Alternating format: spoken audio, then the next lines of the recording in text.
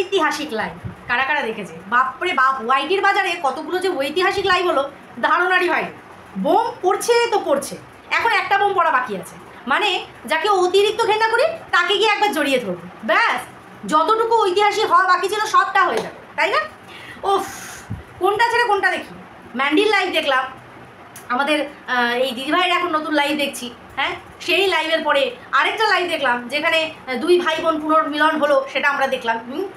Even কালকে আমরা একটা লাইভ দেখলাম যেখানে এক দিদি আর আরেক বোনের এই দড়ি মাছ নাচুই ফানি এরকমের মতন একটা করে মানে একটুখানি লাইভ হয়ে গেল, ঠিক আছে? তো তোমরা জানো কালকে সবাই দেখেছো লাইভটা। বিষয়টা হচ্ছে যে কি খেলা চলছে ওয়াইটিতে, কতটা চলছে, সঙ্গীতা ম্যাডামের দৌড় কতটুকু আছে না আছে, উনি কতটুকু কি কাজ করছেন না করছেন, দেখো আলাদা করে জানি না কিছু, ঠিক আছে? যেটা করছেন উনি নিজে থেকে এসেই জানাচ্ছেন কতটুকু উনি করছেন কতটুকু করছেন না। এবার কে কতটা ভয় পাচ্ছে কি পাচ্ছে না সেটা সম্পূর্ণ তাদের ব্যক্তিগত ব্যাপার, সেখানে আমার কোনো কিছু জানার নেই। লোককে ভয় দেখিয়ে মানে নানা কিছু করে ওয়াইটিতে যে কতদূর কী হয়েছে সেটা তো সবাই জানে। বাট কী হয়েছে জানো তো, কেন মানুষের মধ্যে থেকে ভয়টা চলে গেছে? কেউ সঠিকভাবে শাস্তি পায়। অন্যায় কম বেশি আমরা সবাই করেছি ওয়াইটির বাজারে, আমরা সবাই করেছি, কিন্তু বিষয়টা হচ্ছে কার অন্যায়ের দায়রা কতটুকু। আমরা এখানে কাউকে সেইভাবে শাস্তি দিতে পারি না, কারণ আমরা ভগবান না, কিন্তু হ্যাঁ কিছু না কিছু জায়গায় রুখে দাঁড়াতে হয়। আমরা মৌখিকভাবে রুখে দাঁড়িয়েছিলাম, কেউ একটা মহিলাকে দিনের পর দিন, যার স্বামী কিনা একজন প্যারালাইজড একজন পেশেন্ট, সারাটা দিন সে বাড়িতে থাকে, তার একমাত্র আর্নিংয়ের সোর্স এই ওয়াইটি, দিনের পর দিন সেই মেয়েটাকে নিগড়ে চুষে খেয়েছে। আজকে তাদের তরফ থেকে একটা স্ট্রাইক পড়লো, স্ট্রাইকের জ্বালা মেটাতে না পেরে দিনের পর দিন বিগত 2 বছর ধরে তার হাড়মাস চিপিয়ে খেয়েছে না আদার দেন আমাদের দালাল। সেই কিনা কালকে গিয়ে উঠেছে কোথায়? দিস সীমাদির লাইভে। কালকে যখন ও বলছে সীমাদি, আমি কানটাকে এরকম করে নাড়িয়ে নিলাম, কারণ জাস্ট একদিন আগেই হ্যাঁ কিমা, কাজলওয়ালি, পতিতা এরকম নানান নামে ভূষিত করেছে, নানান নাম। আমরা এক সুরাক্তার নয়, আমরা দালাল রাখি, বাট ও যে পতিতাবৃত্তি করে তাকেও আমাদের পতিতা বলার রাইট নেই।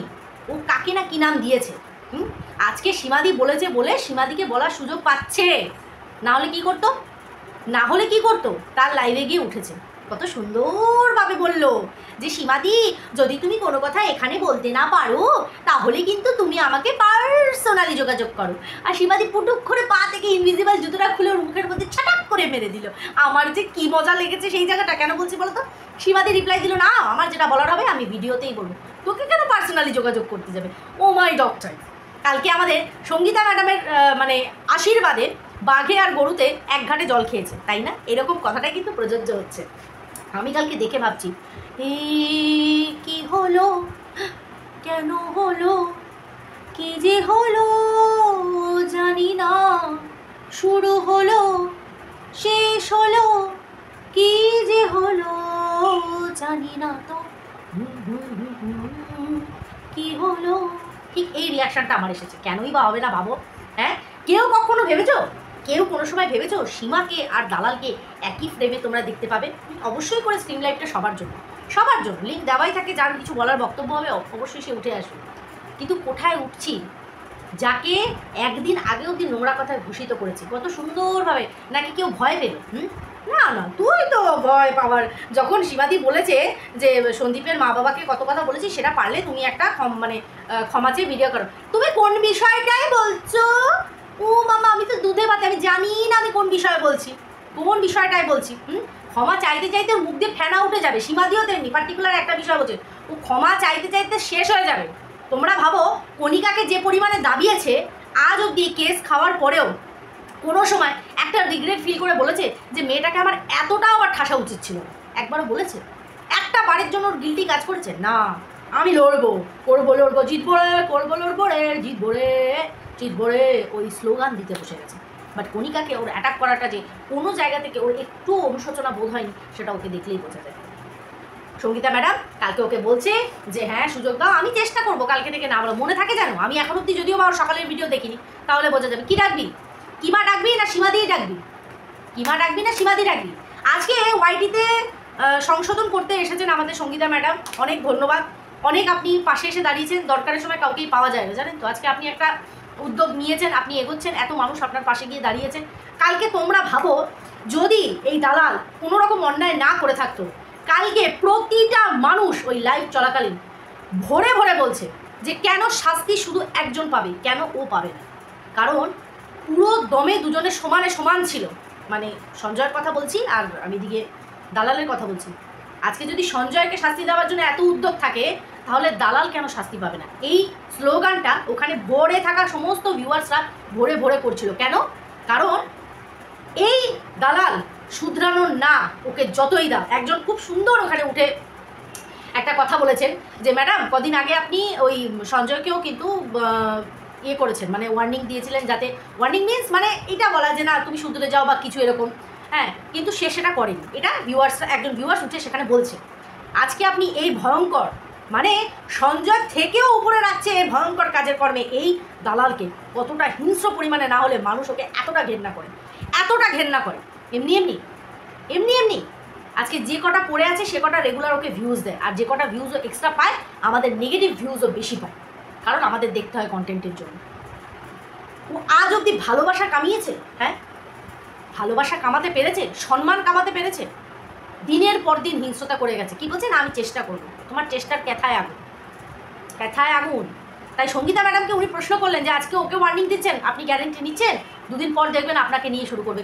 শুধু দুদিন পর কেন, কদিন ধরেই তো সঙ্গীতা ম্যাডামকে ঠুকে ঠুকে ঠুকে ঠুকে অনেক ভিডিও নামিয়েছে, অনেক ভিডিও নামিয়েছে। রেসপেক্ট করা ওর ডিকশনারিতে নেই, ওটা শিখে বড়ই হয়নি যে বড়দের রেসপেক্ট করতে হয়। সীমাদির লাইভে গিয়ে বসেছে, সীমার মেয়েকে যা তা বলেছে, সীমার ছেলের গোষ্ঠী ষষ্ঠী পুজো করে যাচ্ছে, তার হাজব্যান্ডটাকে পর্যন্ত ছাড়েনি, আর সীমাকে তো পতিতাবৃত্তির নেক্সট লেভেলে পাঠিয়ে দিয়েছে। জবাব নেই, উত্তর থাকে না ওর কাছে, প্রশ্ন করার জন্য ও বসে যায়। এই যে কেন ইপসিতাকে নন্দাইনাঙ্গি বলে, বলুক ও কেন ও বলে? পার্সোনাল অ্যাটাক বলছেন ম্যাম।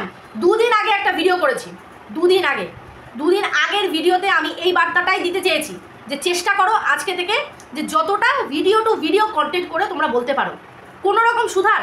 আপনি এই বার্তাটা ওকে শেখাচ্ছেন, আমি দুদিন আগে বলেছি বলে বলছে আমি নাকি ভয় পেয়ে গেছি, ভয় দিয়ে বার্তা দিচ্ছি। তাহলে ম্যাডাম যে এই বার্তাটা সবাইকে দিচ্ছে, ম্যাডামও ভয় পেয়ে গেছে।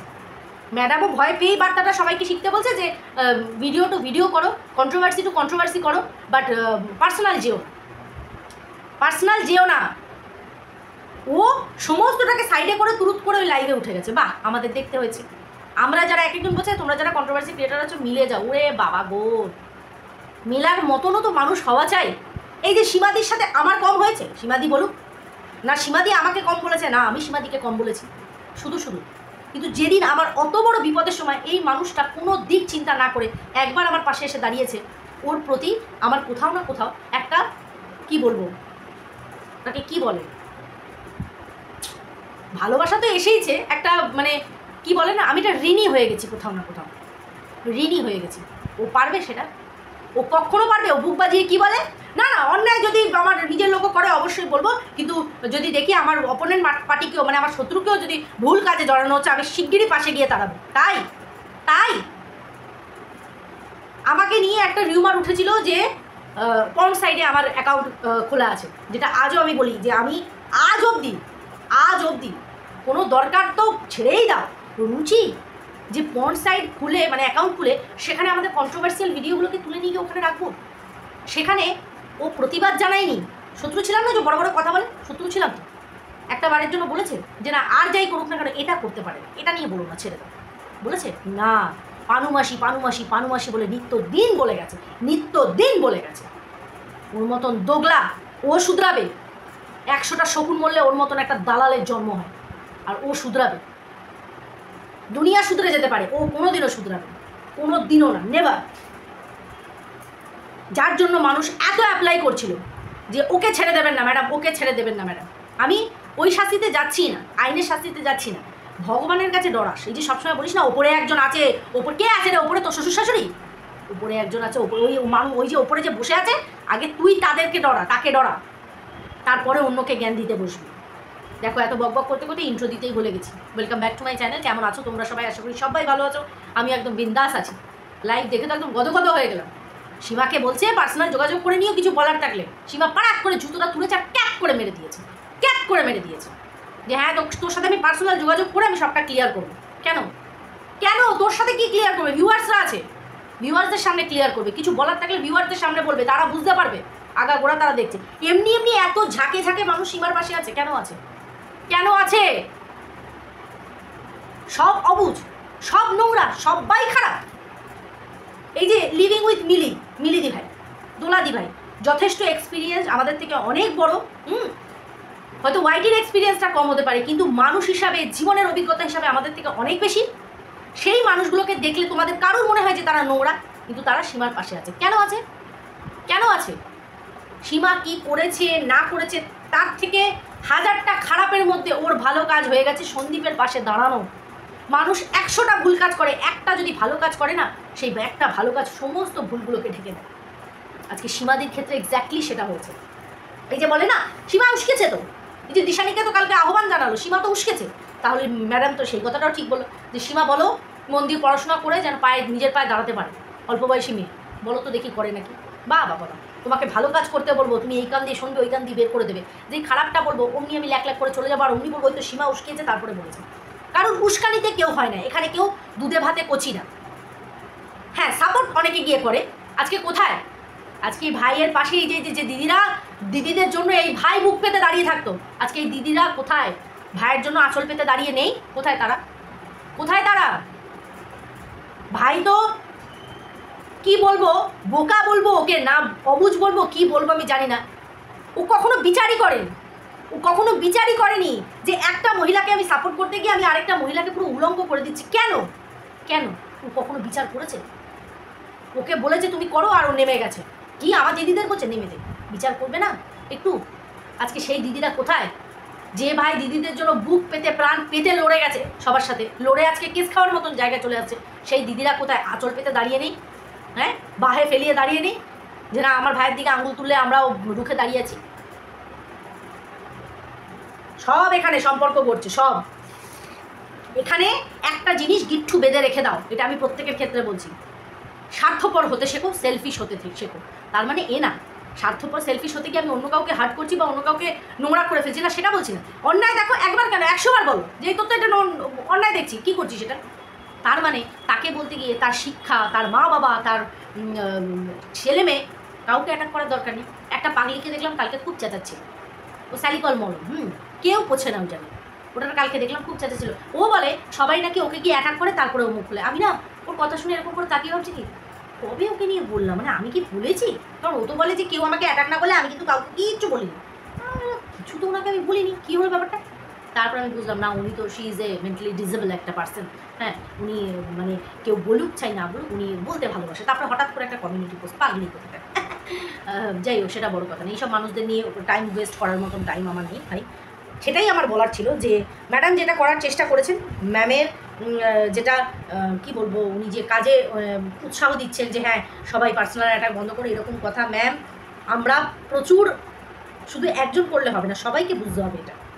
শুধু একজন করবে আরেকজন তোমাকে উল্টে সেই পার্সোনাল অ্যাটাকে করবে, সেটা করলে হবে না। আর পড়ে রইল ওই দালাল, ও সালা কোনো দিনও শুধরানো না, কোনো দিনও শুধরানো। সীমা তো একটা জায়গায় ফালতু কথা বললেও আজকে নিজেকে একটা জায়গায় এমন জায়গায় দাঁড় করিয়েছে, সেখানে এত মানুষ তার পাশে এমনি এমনি অবাক লাগে। আর ও এত সৎ হয়ে যাচ্ছে, এত সতী হয়ে যাচ্ছে, তারপরেও ওর কোথায় যেটা ভিডিওতে দেখা যাচ্ছে না, সেই ইনভিজিবল মহিলাকে তুলে নিয়ে আসছে যে কিনা সন্দীপকে জড়িয়ে ধরেছে, ওই ইনভিজিবল একটা মানুষকে তুলে নিয়ে আসছে যে কিনা সন্দীপের মায়ের সাথে পরকীয়া করছে। ও সন্দীপের বাবা সারাদিনে কটা রড ঢোকাচ্ছে, ওই একটা রড যে ওর গায়ে মানে জায়গা মতো ঢুকিয়ে দিলে ওর আরাম লাগবে, সেটা ওরা মানে এক্সপ্রেস করে যাচ্ছে, বাট খুলে বলতে পারছে না। ওর হচ্ছে ওই দশা। বললাম না দুনিয়া শুধরে যাবে, ও শুধরানো না। তো যাই হোক, ম্যামের যে কাজটায় উনি নেমেছেন, খুব ভালো উদ্যোগ দিচ্ছেন উনি সবাইকে যে যাতে পার্সোনাল অ্যাটাকটা বন্ধ করো, ভিডিও টু ভিডিও করো, ভিডিওতে কোনো ভুলভ্রান্তি দেখলে অবশ্যই বলো। বাট এটা যদি আমাদের সবাই বুঝে গিয়ে থাকি, তাহলে আমার মনে হয় এখন এই মুহূর্তে দাঁড়িয়ে কন্ট্রোভার্সির যে জায়গাটা তৈরি হয়েছে, নোংরামি, মানুষ বোর হয়ে যাচ্ছে, মানুষ বিরক্ত হচ্ছে, সেটা থাকবে। চলো সবাই খুব ভালো থেকো, সুস্থ থেকো। জানি না কতটুকু বললাম, আমি বোঝাতে পারলাম কি পারলাম না, আমি আমার তরফ থেকে চেষ্টা করি। সবাই খুব ভালো থেকো, সুস্থ থেকো।